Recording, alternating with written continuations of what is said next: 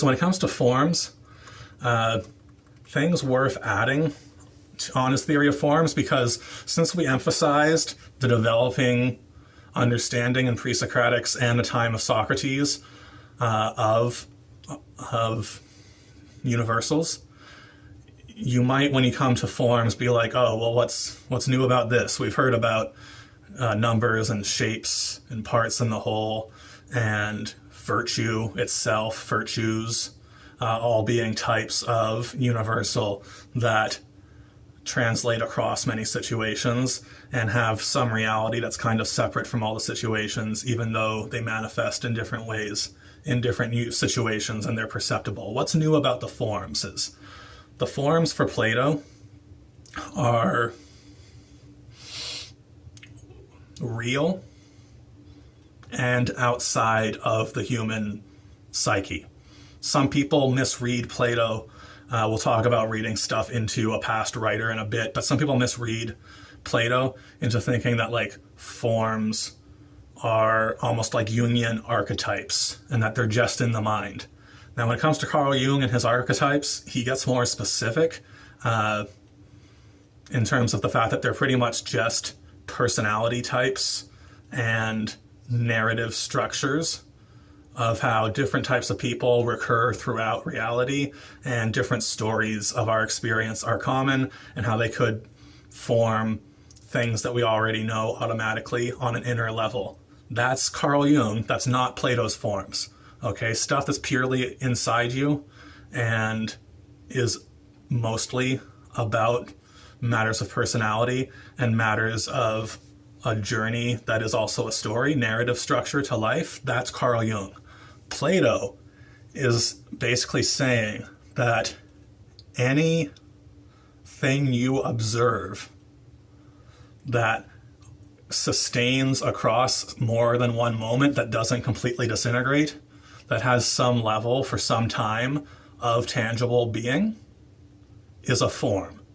And even the question with Plato is, when it comes to truly one-off experiences that don't fit any other patterns, how do you account for that? Some people think he accounts for that as being some contact with the highest possible form, when it's truly a unique and sublime and hard to describe experience, but that overwhelming majority of life is a matter of things that have a form. So similar to what we said in the previous few weeks, a form being connected to the essence of a thing. The form is how you distinguish it from every other thing in existence, what gives it its unique identity in contrast and in its own perceptibility. That's a form. And if it is persisting on its own, or if it's one of the things that we call universals and we see it in many different situations, then those forms, he says, are actually so real, they're more real than anything we encounter in the material world. Okay? And that there's a higher realm of forms. That's sort of what his theory of the cave gets at, or his story analogy of the cave, that most of our life is looking at reflections on a cave wall.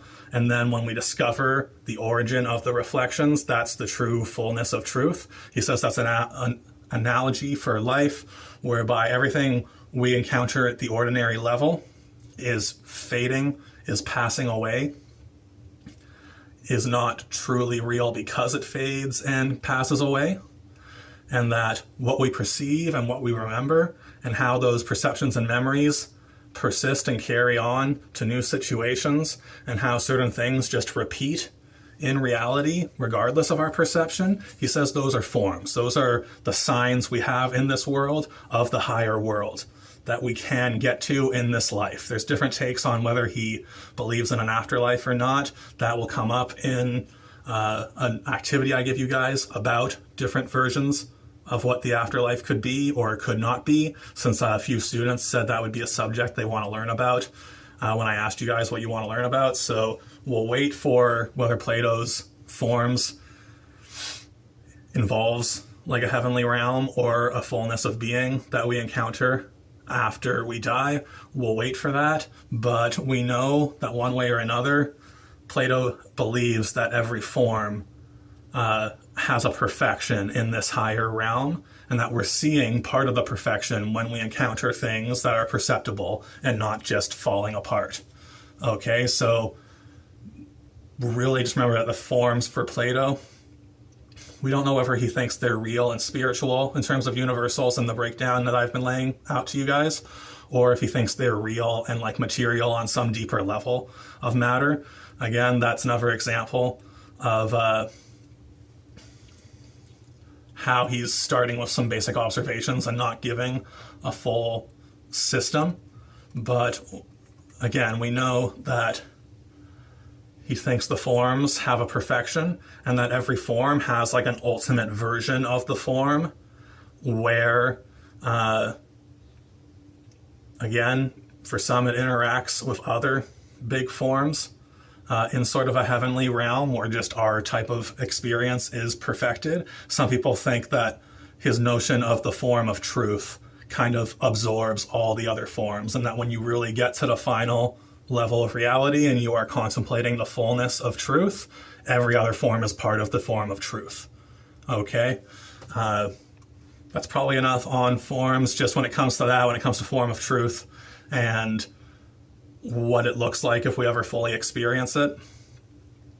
That's where you have to be careful to not read something into Plato or anyone before a certain concept developed and reading that later concept into the older ideas.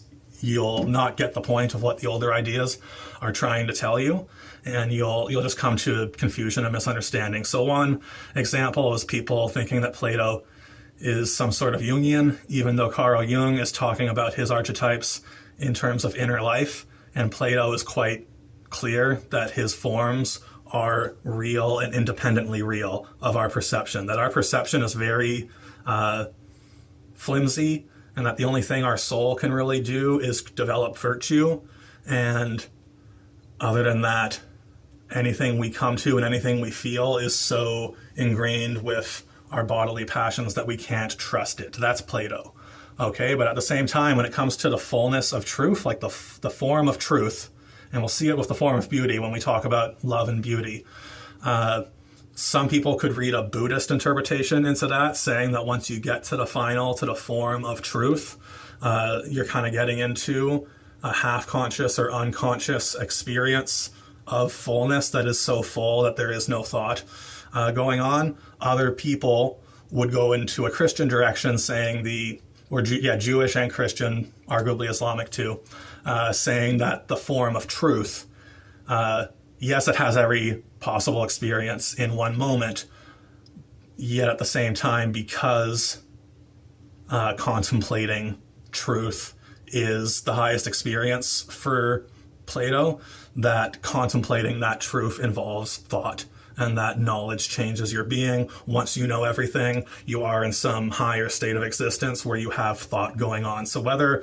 thought comes into it or not shows you how A, Plato is not giving a super detailed system, and B, we have to be careful, whether it's Jungian or Buddhist or Judeo-Christian, Abrahamic faiths, whatever we have from after Plato, we have to be careful reading in later stuff into Plato. First, you want to just know what he was saying, and then see what you think is true, what you think is not true, and the stuff that's true, it will naturally fit in with stuff from other traditions that is true. Because if it's true, then it will be in alignment with other truth.